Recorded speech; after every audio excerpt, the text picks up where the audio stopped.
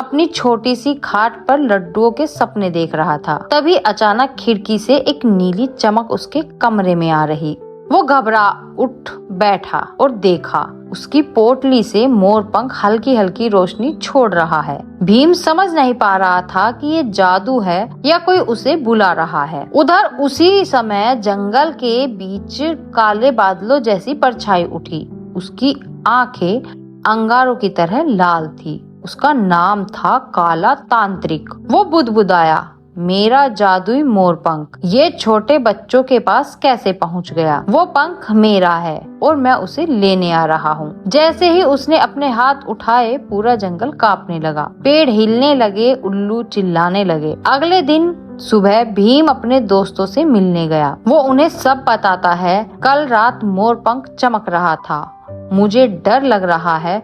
उसका सबसे प्यारा दोस्त छोटू बोला, डरने की क्या बात है भीम, तेरे पास ताकत भी है और अब जादू भी है। गुड़िया बोली, पर याद रखना हर चीज का अच्छा और बुरा दोनों पहलू होते हैं। बच्चों ने तय किया कि अब वो सब मिलकर मोरपंख का राज जानेंगे। बच्चे जंगल के बीच एक पुराने मंदिर की ओर गए। वहाँ टूटी फूटी दीवारें थी, लेकिन बीच में भगवान कृष्ण की एक मूर्ति खड़ी थी। मूर्ति के मुकुट पर वही मोरपंख बना हुआ था। भीम ने धीरे से अपना मोरपंख उस मूर्ति की ओर बढ़ाया। जैसे ही पंख पास गया, मूर्ति चमकने लगी और अचानक मंदिर की दीवारों से एक मधुर आवाज आई, बच्चों ये मोरपंख साधारण नहीं है, ये श्री कृष्ण का आशीर्वाद है। जो इसे पाता है उसे शक्ति और बुद्धि मिलती है, लेकिन लालच करने वाला इसका श्राप भी भोगता है। सब बच्चे हैरान हो गए। भीम ने पंख को सीने से लगाया और धीरे से बोला, मैं इसे सिर्फ अच्छे कामों में इस्तेमाल करूंगा।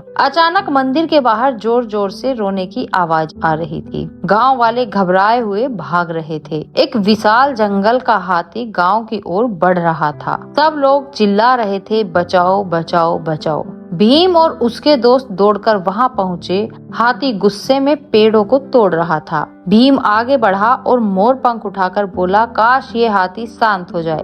पंख चमका और हाथी धीरे धीरे शांत होकर बैठ गया। गांव वाले खुशी से चिल्लाए, जय हो छोटे भीम की। लेकिन जैसे ही सब खुश हो रहे थे, आसमान पर काले बादल छा गए। तेज हवाएं चलने लगी। गांव के बीच धुएं की तरह घूमता हुआ काला तांत्रिक प्रकट हुआ। उसकी गहरी आवाजें गूंजी, हा हा हा, छोटे बच्चे वो मोरपंख मेरा है। तुम्हें क्या लगता है तुम इस शक्ति को संभाल सकते हो? इसे मुझे सौंप दो, वरना तुम्हारे गांव को नष्ट कर दूंगा। सब गांव वाले डर गए, लेकिन भीम मासूम आंखों से बोला, ये पंख मेरा नहीं, ये भगवान का है और इसे बुरे हाथों में नहीं जाने दूंगा। तांत्रिक ने जादू का तूफान खड़ा कर दिया। घर हिलने लगे, पेड़ उखड़ने लगे, बच्चे और गांव वाले डरकर भागने लगे। भीम ने मोरपंख कसकर पकड़ा और चिल्लाया, काश ये बुरी शक्तियां यहाँ से चली जाएं। रोशनी की एक लहर फैली और तांत्रिक कुछ पल के लिए पीछे हट गया, लेकिन वो हंसते हुए बोला, छोटे बच्चों ये तो बस शुरुआत है, मैं लौटकर आऊंगा।